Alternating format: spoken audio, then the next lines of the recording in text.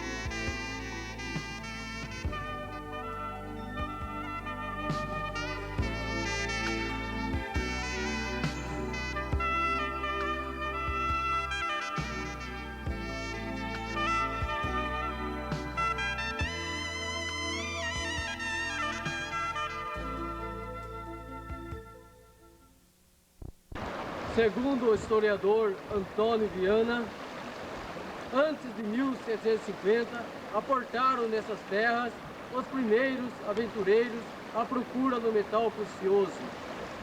Vindos de Iguape, os heróis bandeirantes, capitão Romão Pereira Veras, Severino Pereira Veras e seus filhos, alojaram-se à margem deste ribeirão, formando o sítio Jaguari.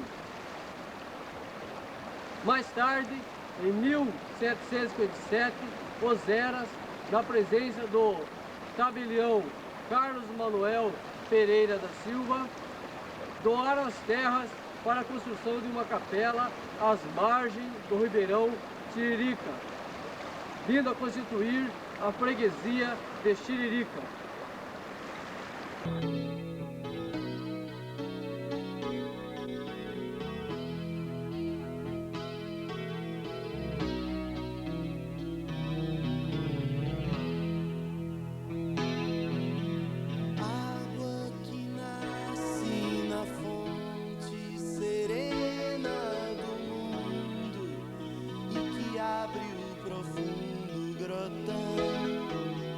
Água que faz inocente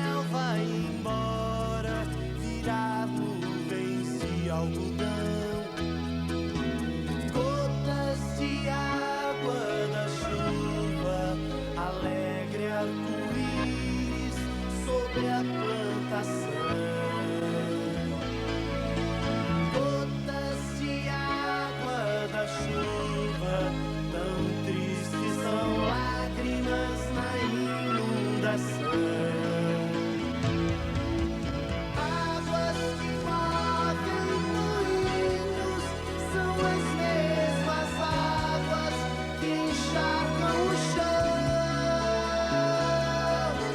e sempre voltam humildes pro fundo da terra, pro fundo da terra. Planeta Água,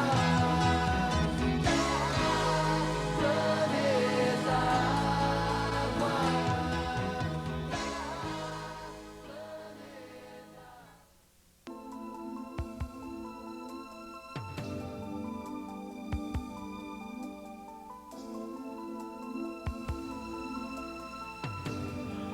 A história que estamos narrando procura reviver as nossas origens, mas grande parte perdeu-se no tempo.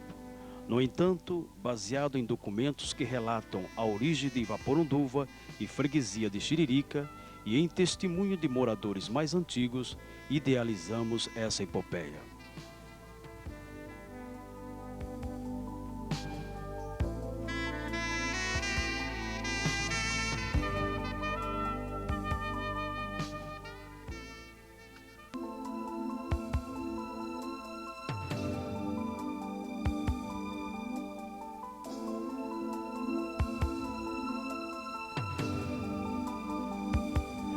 Os bandeirantes, encontrando ouro, logo fundaram um vilarejo que veio a receber o nome de Jaguari, em homenagem ao ribeirão de mesmo nome.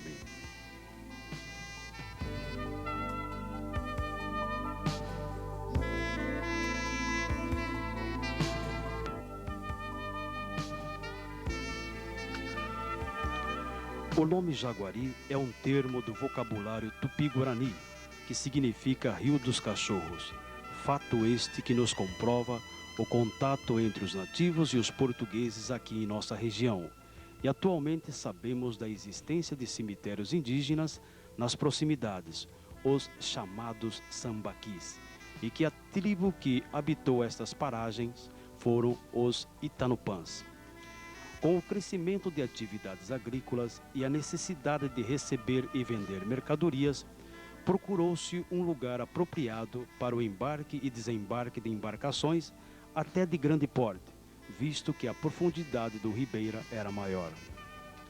Escolheu-se então como lugar adequado este porto natural, conhecido como Porto Grande.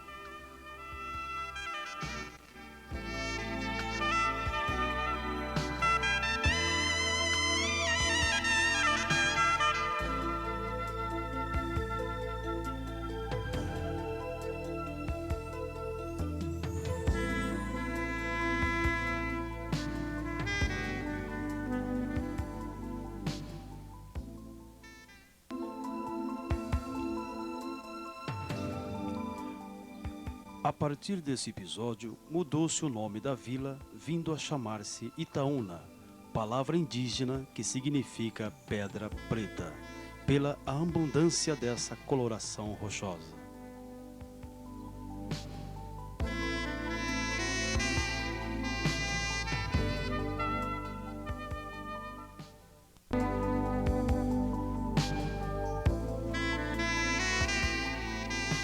Notamos em nossa história a procura de um nome ideal e nos meados deste século, devido à grande confusão causada pelos extravios de correspondências, pois muitas cartas eram desviadas para uma cidade do Rio de Janeiro, resolveu-se então, através de decreto na gestão do prefeito Dr. Jaime Almeida Paiva, mudar o antigo nome Itaúna para o atual Itapiúna.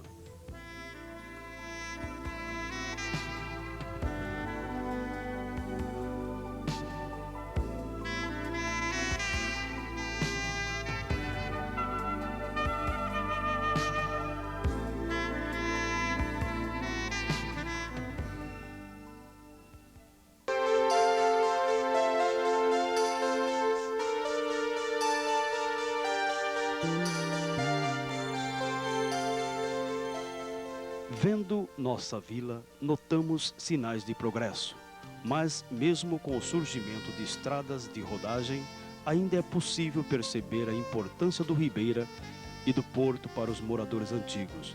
Prova disto é a frente da Igreja Católica, voltada em direção ao rio.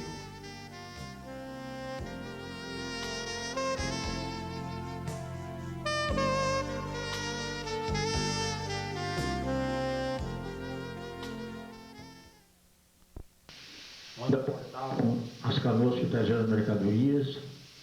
Havia importação e exportação de mercadorias tanto daqui para Eldorado como da Eldorado para Estabila, aonde nós carregávamos cargas, por exemplo, arroz, feijão e outras coisas que eram transportadas para Eldorado. De lá nós tínhamos de volta a carne seca, o açúcar, o café. Café nem tanto, porque naquela época tinha café aqui próprio. Mas essas coisas, cerveja, as bebidas, enfim, as mercadorias necessárias. Era de grande importância naquela época. Agora, na época recente, eu acho que não tem muita importância. Somente para os canoeiros que pescam.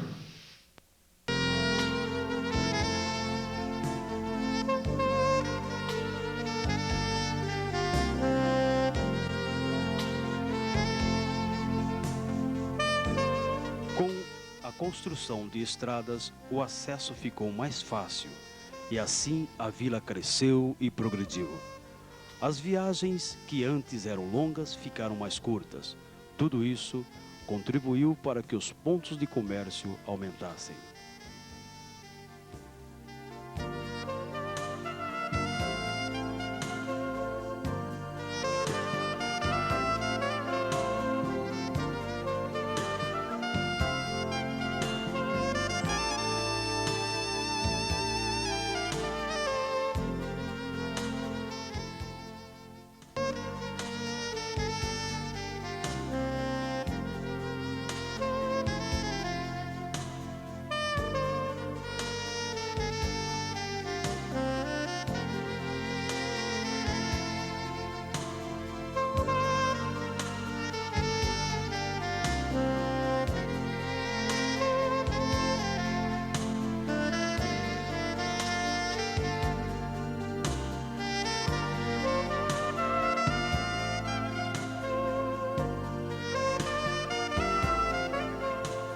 Hoje podemos contar com vários bares, bazares de roupas, mercearias e mercado.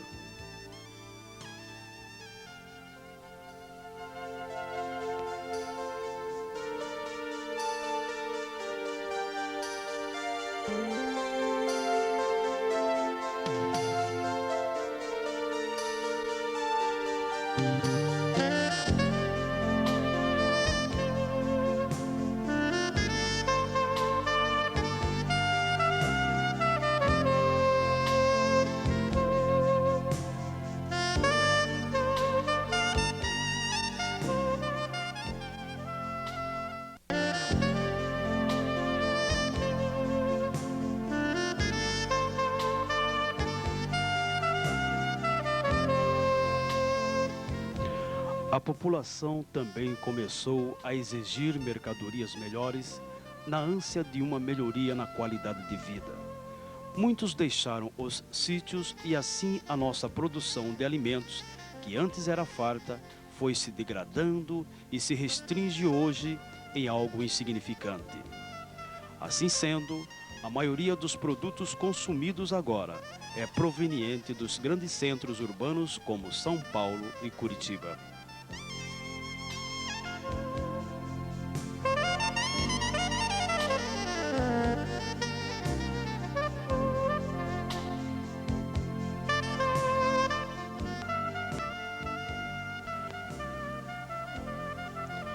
A farinha e o café são exemplos de produtos desenvolvidos de forma abundante e manual pelos nossos antepassados. No presente, poucas pessoas sabem realizar essas atividades. Porém, percorrendo a vila, flagramos a senhora Jardete relembrando esses velhos alfazeres, e nada melhor do que ela, para além de contar, também demonstrar esses tão valiosos conhecimentos. Dona Jardete, para que serve isso aqui? Para ralar a mandioca, para a gente fazer a farinha. De quem que a senhora comprou isso? Essa aqui era do meu avô. O avô da senhora? Nossa, então a senhora zelou muito Aí por isso ficou aí. pra minha mãe, com meu pai usar. Minha mãe faleceu e eu que estou usando. Ah, bom, né? Eu e a Difícil Goku a gente usando. encontrar isso, porque nem os meus tios, nem tudo isso. Ah, esse aqui acho que não em existe casa. mais. Então.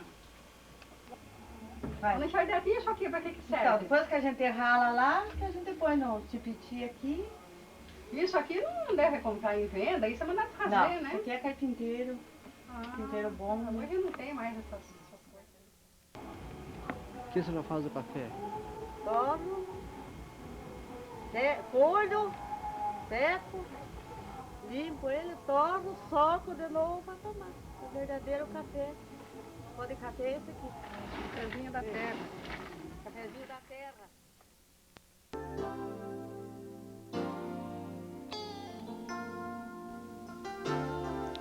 Nessa imagem, outra cena da vila itapionense, o canoeiro, também chamado de fragueiro, trazendo à nossa lembrança os velhos tempos em que a canoa descia e subia o ribeira, carregada de pessoas e mercadorias, constituindo-se então no principal meio de transporte daquela época.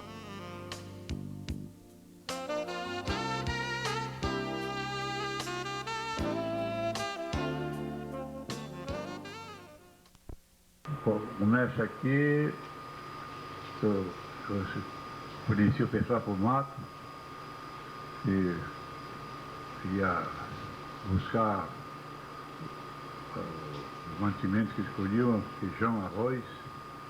Depois trazer aqui, nós põe em canoas, levava para a máquina, para beneficiar, levava para Eldorado. E nós trazia também carga de sal e outras coisas de Eldorado na canoa.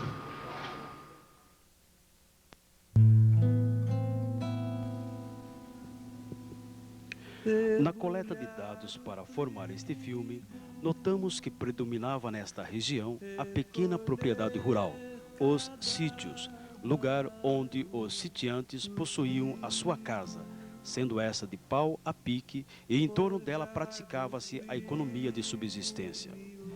Contando com o chiqueiro de porcos, galinhas, ovos, patos, marrecos, roças de feijão, arroz, milho, cana, mandioca, batata, enfim, tudo em fartura. Os produtos que sobravam de sua mesa eram levados até os centros de comércio, onde faziam a troca com outros produtos necessários à sua vida, como o sal, vestuários e ferramentas. Uma das tradições destes pequenos proprietários era a hospitalidade. Não existia esta estrutura de capitalismo selvagem, onde cada um quer ser melhor que o outro. Procurando comprovar este fato, chegamos até a Serrinha, no sítio do senhor Antônio Firmino. Aqui ele ainda conserva uma parte dessas tradições. Conhecer os desejos da terra, se o da terra propicia a estação e fecundar o chão.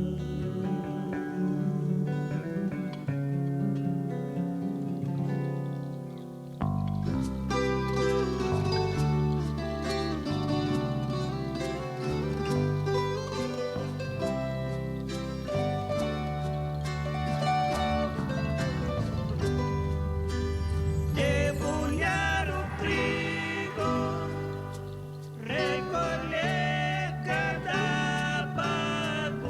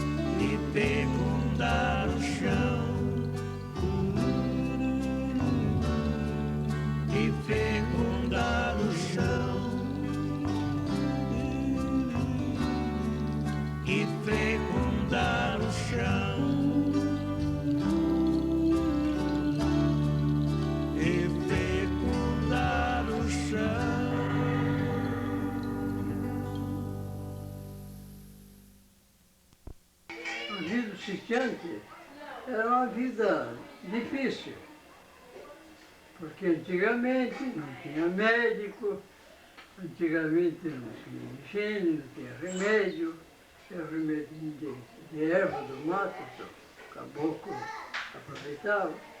E é isso aí.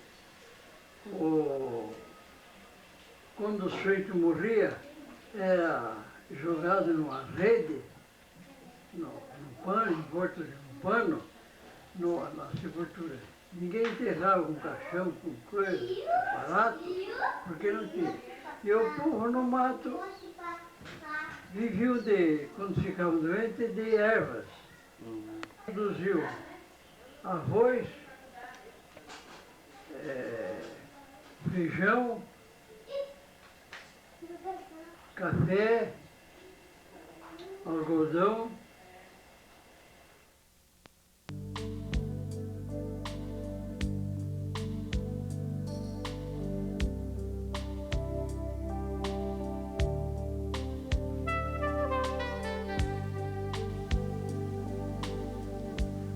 Nas festas religiosas que ocorriam na vila, aparecia um grande contingente de pessoas devido ao grande número de sitiantes.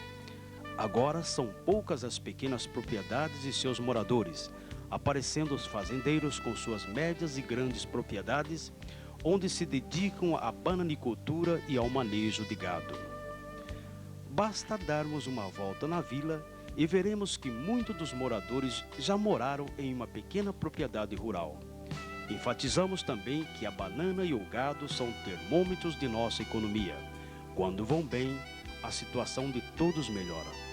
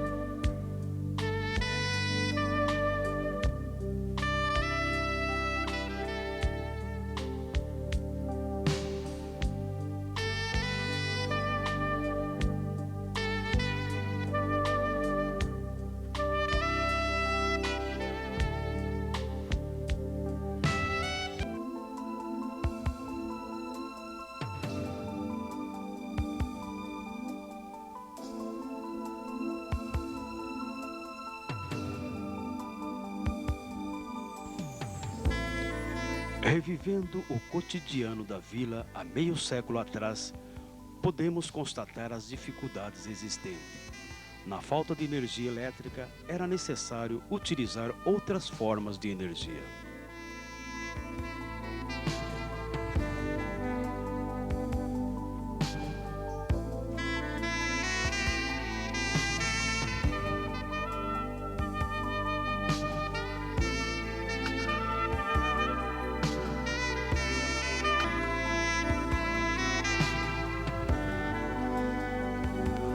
Pensando-se então em utilizar a força da água, foi construída esta represa que desviou parte das águas do Ribeirão Jaguari por meio de um canal aberto, ou melhor dizendo, um valo.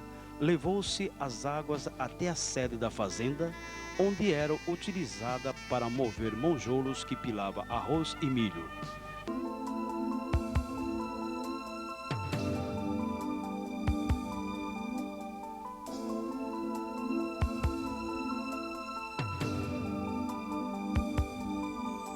Em 1929, estas mesmas águas vieram a ser utilizadas para produzir energia elétrica.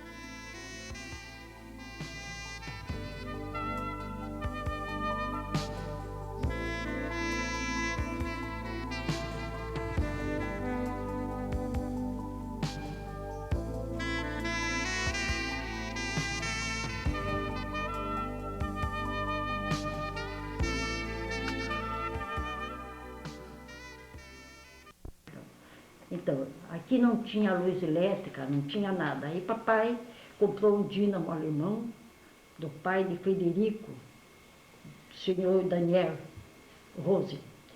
Ele comprou, vendeu o dínamo, trocando com 2 vacas de leite. 2 vacas de leite boas. E ele veio montar o dínamo para papai. Isso foi em 29 de setembro de 1929. Foi que teve luz aqui. Foi iniciar a praça, o largo e as casas de morada. Da rua era a prefeitura de Eldorado que pagava para ele. E as casas particulares eram 5.000 réis por cada casa iluminada. E depois, passou muito tempo, a luz era muito boa, tocada a água para o Rio Jaguari, o açude, depois inicia a água para tocar essas energias. Como tocava a máquina de arroz, posso falar? Máquina de arroz, tocava a fábrica de aguardente, fábrica de açúcar, de farinha de milho, tudo era tocado com água do açude do Jaguari. Depois de muitos anos, aí então foi vendido, papai faleceu, aí foi vendido a fazenda Jaguari. Aí fiquemos sem luz um pouco de tempo. Depois, quando o prefeito Ari Mariano foi candidato a prefeito, ele arrumou a luz da CESP em 1978, que hoje em dia é a luz que nós serve. Esta é melhor do que a outra, porque é dia e noite.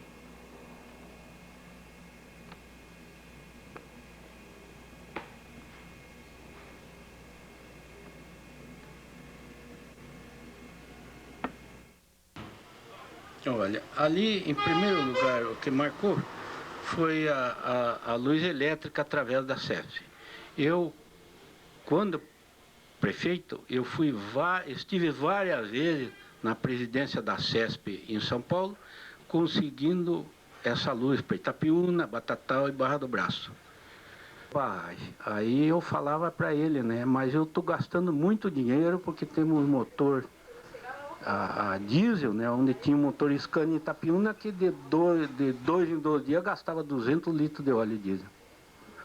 Foi o que aconteceu, né? Foi posto luz no distrito Itapiúna, Vila de Batatal, Barra do Braço, e depois se estendeu para os demais bairros do município, né? Lá para o sítio, lá para Antagorda, lá para o Rio Batatal, enfim, o município inteiro, aquela parte que era atingida pela barragem.